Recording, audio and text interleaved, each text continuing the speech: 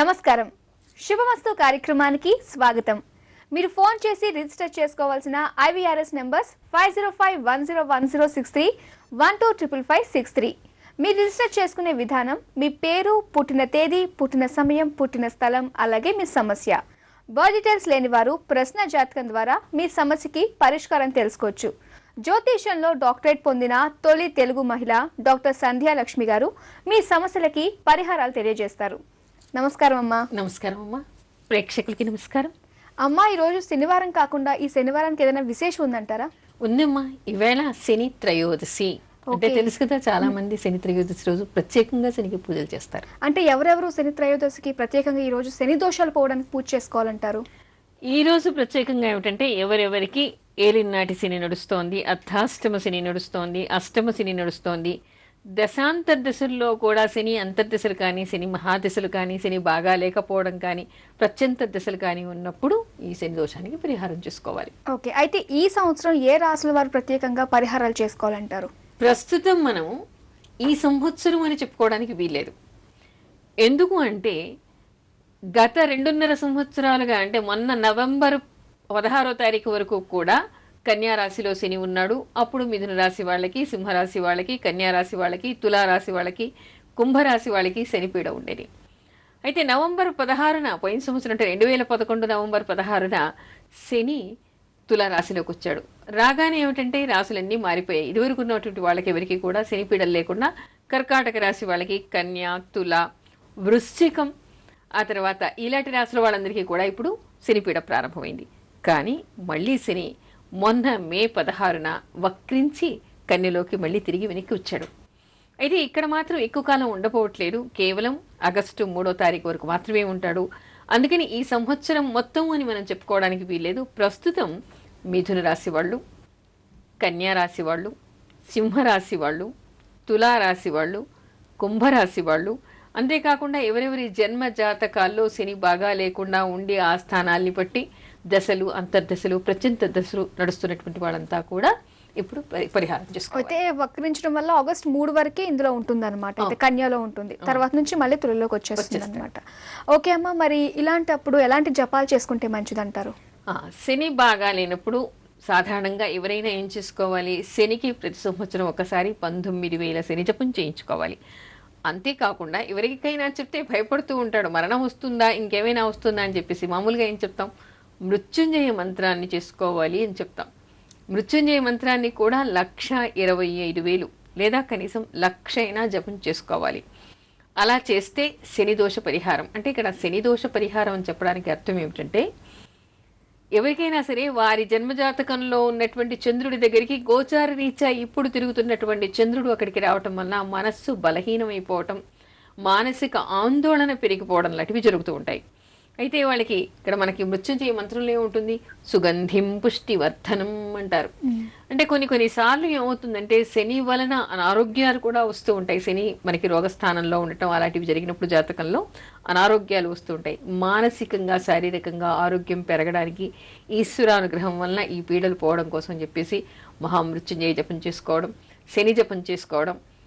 అవి కూడా శక్తి లేదు, వీలు లేదు, చేసేవాళ్ళు లేరు, మాకు అవన్నీ తెలియవండి, మాకంత శక్తి లేదు అనుకునేటువంటి వాళ్ళు శనికి 10 నామాలు నేను చెప్తాను. ఆ 10 నామాలు మీరు రాసుకోండి, నిత్యం వాటిని పారాయణ చేయండి.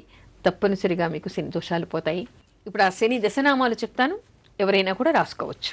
కోణస్థ పింగళో బభ్రుహో కృష్ణో రౌద్రాంతకో యమః సౌరిహి శనైశ్చరో మందః పిప్పిలాదేన సంస్థుతః ఏతాని శని నామాని జపే నిత్యం శనైశ్చర కృతాపీడ న కదాచిత్ భవిష్యతి.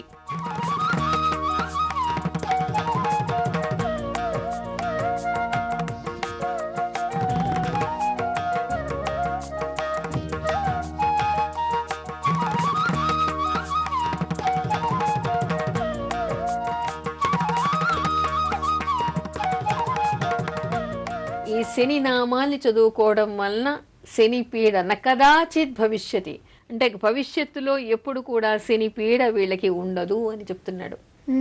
అందుకని ఈ దశనామాల్ని నిత్యం పారాయణ చేసుకున్నా కూడా వాళ్ళకి ఎంతో పరిహారం జరుగుతుంది. ఓకే, మాకు కాలర్ లైన్లో ఉన్నారు, స్మిత అనే కాలర్, వారితో మాట్లాడదాం. అలాగే. హలో, నమస్కారం అమ్మా. నమస్కారం అండి. స్మిత పేరు మీద రిజిస్టర్ చేసుకున్నారు కదా? అవును. మీది ప్రశ్న జాతకం అండ్ మీరు రిజిస్టర్ చేసుకున్న సమస్య ఉద్యోగం గురించి. అవును. ఓకే అండి, మేడంతో మాట్లాడండి. నమస్కారం అమ్మా. నమస్కారం అమ్మా. చెప్పండి, ఉద్యోగ ప్రయత్నాలు చేస్తున్నారా? చేస్తాను.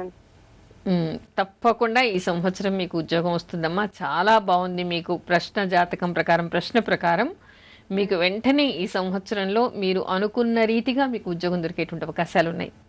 ఓకే, మరి విన్నారు కదండి, గుడ్ న్యూస్ విన్నారు కదా, మరి ఆ ప్రయత్నాలు చేసుకోండి. ఆల్ ది బెస్ట్ అండి. ఓకే అమ్మ, మరి శని దోషాలు పోవడానికి ప్రత్యేకంగా వ్రతాలు లాంటివి ఏమన్నా ఉన్నాయంటారా? చాలా వ్రతాలు ఉన్నాయి. వాటిలో ముఖ్యంగా ఇదివరకు ఎప్పుడు కూడా మనం చెప్పుకోలేదు, శని వ్రతం. శని వ్రతం ఎప్పుడు వినలేదు కూడా. శని వ్రతం అంటే చాలా మందికి, అంటే చదువుకున్న వాళ్ళకి చాలా మందికి తెలుసు, కానీ సామాన్యంగా చాలా మందికి ఇది వెళ్ళలేదు.